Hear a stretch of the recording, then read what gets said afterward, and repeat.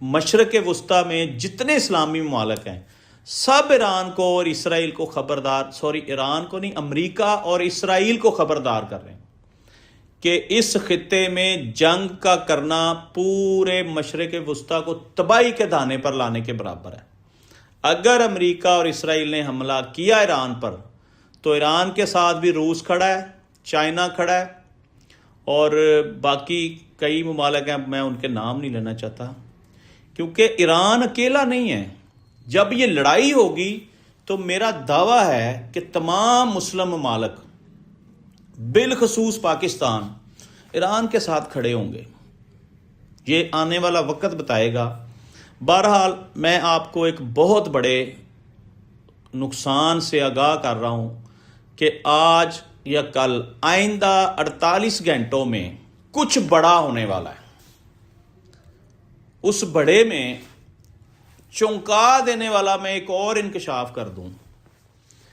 کافی لوگوں کو یہ بڑی حیران کن بات لگے گی، کیونکہ یو اے ای جو ہے وہ بھی امریکہ اور اسرائیل کے ساتھ کھڑا ہے، بھارت بھی ان کے ساتھ کھڑا ہے۔ اب آپ دیکھ لیں کہ سعودی عرب، پاکستان